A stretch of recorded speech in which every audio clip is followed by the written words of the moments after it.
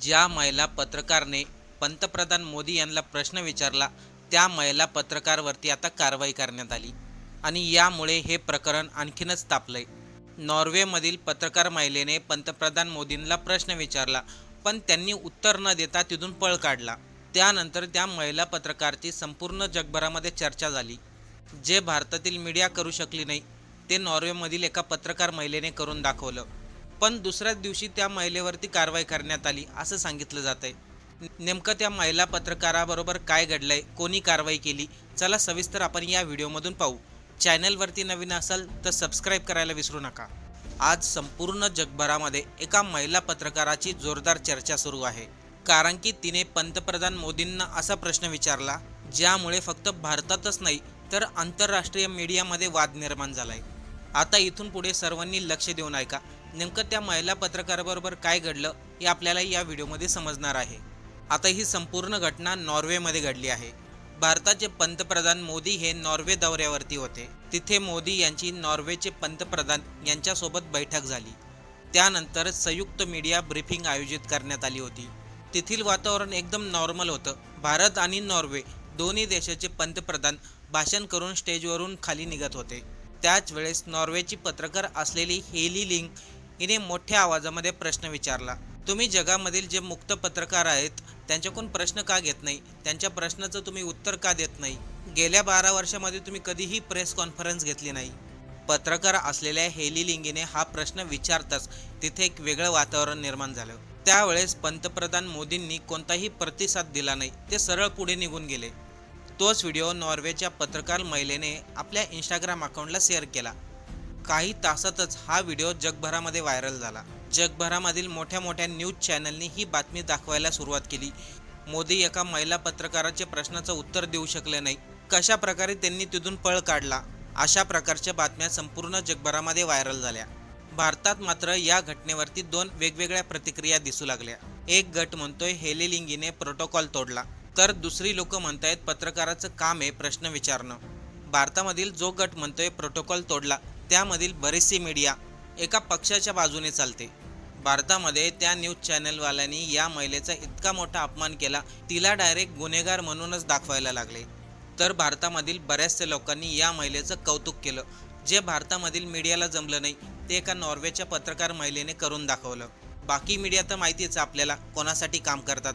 मग काय, त्या पत्रकार महिलेची बदनामी करायला सुरुवात झाली. त्याच्यात दुसऱ्याच दिवशी पत्रकार असलेल्या हेली लिंगीने एक्सवरती पोस्ट करत सांगितलं, माझं इंस्टाग्राम अकाउंट आणि फेसबुक अकाउंट दोन्हीही सस्पेंड झाले आहेत. एक इमानदार पत्रकार असल्याचं मला हे परिणाम पाहायला मिळतात.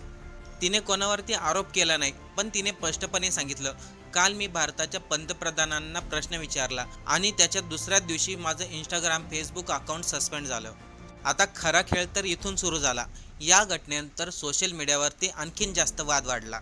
यावरती वेगवेगळ्या देशामधून लोकांनी प्रतिक्रिया द्यायला सुरुवात केली. एका महिला पत्रकाराने प्रश्न विचारला म्हणून तिला टार्गेट करण्यात आलं. भारतातील गोदी मीडियानी तर त्या महिलेची बदनामीच करायला सुरुवात केली. ते म्हणाले या महिलेला जाणून बुजून भारताची बदनामी करण्यासाठी पाठवलंय. एवढंच नाही तर गोदी मीडियानी असे दावे केले ही पत्रकार महिला जॉर्ज सोरोसशी जोडलेली आहे. पण यामध्ये सर्वात महत्त्वाचं म्हणजे आंतरराष्ट्रीय मीडियांनी दिलेली प्रतिक्रिया. BBC न्यूज चॅनलने हेली लिंग हिची मुलाखत घेतली. तसेच जगभरामधील काही मुख्य पत्रकारांनी हेली लिंग हिच्याबरोबर संपर्क साधला. त्या सर्व आंतरराष्ट्रीय न्यूज चॅनलनी पत्रकारांनी हेली लिंग हिचं समर्थन केलं. त्यांनी स्पष्टपणे सांगितलं, नॉर्वेच्या पत्रकारांनी ते करून दाखवलं जे भारतीय मीडिया आत्तापर्यंत करू शकली नाही. या विधानामुळे भारतातील पत्रकारितेवरती चर्चा सुरू झाली. भारतातील पत्रकारांना गोदी मीडिया का म्हटलं जातं? त्यांनी गेल्या 12 वर्षामध्ये पंतप्रधान मोदी यांची कोणतीही प्रेस कॉन्फरन्स का घेतली नाही? पत्रकार पंतप्रधान यांना प्रश्न का विचारत नाहीत? अशा प्रकारच्या अनेक प्रतिक्रिया आंतरराष्ट्रीय पत्रकारांनी दिल्या. आता या ठिकाणी बघा, पत्रकार असलेली हेली लिंगीने फक्त भारताचे पंतप्रधान मोदी यांना प्रश्न विचारला नव्हता, त्यांनी नॉर्वेच्या पंतप्रधानांना देखील प्रश्न विचारला होता. हेली लिंगीने नॉर्वेच्या पंतप्रधानांना डायरेक्ट प्रश्न विचारला, तुम्ही भारताला लोकशाही देश का मानतात? जेव्हा भारताचे पंतप्रधान 12 वर्षात एकही प्रेस कॉन्फरन्स घेत नाहीत. हेली लिंगच्या प्रश्नावरती नॉर्वेच्या पंतप्रधानांनी अतिशय डिप्लोमॅटिक उत्तर दिलं. त्यांनी सांगितलं भारतामध्ये निवडणुका होतात आणि ती लोकशाहीची मोठी खून आहे. पुढे ते म्हणाले, प्रत्येक देशाची प्रेस संस्कृती वेगळी असू शकते. त्यांनी भारतीय परंपरेचा आपण आदर करतो असंही सांगितलं. पण यानंतर वाद शांत झाला नाही, वाद आणखीन वाढला. भारतातील आणि परदेशातील लोकांनी पुन्हा एकदा मोदी सरकारच्या प्रेस फ्रीडमवरती टीका केली. वर्ल्ड प्रेस फ्रीडम इंडेक्समध्ये भारताचा 157 नंबर आहे. आपण अगोदरच सांगितलं, भारतातील काही मीडिया चॅनल कोणाच्या नावाखाली चालतात. त्या मीडिया चॅनलने तर या महिलेचा पूर्णपणे अपमानच केला. त्या मीडिया चॅनलने सांगितलं, हेले लिंगीने प्रोटोकॉल तोडलाय. भारताचा अपमान करण्यासाठी खास करून तिला तिथे पाठवलं होतं. पण दुसऱ्या बाजूला भारतामध्ये असे काही मीडिया चॅनल आहेत ते खऱ्या पत्रकाराला नेहमी उचलून धरतात. त्यांनी तिच्या समर्थनात म्हटलं, पत्रकाराने प्रश्न विचारणं म्हणजे गुन्हा नाहीये. एखादी महिला पत्रकार प्रश्न विचारते तर तिला तुम्ही देशद्रोही घोषित करणार का? लोकांनी लगेच चर्चा सुरू केली. डॉक्टर मनमोहन सिंग असो, राजीव गांधी असो, नेहरू असो, हे पत्रकारांशी संवाद साधायचे.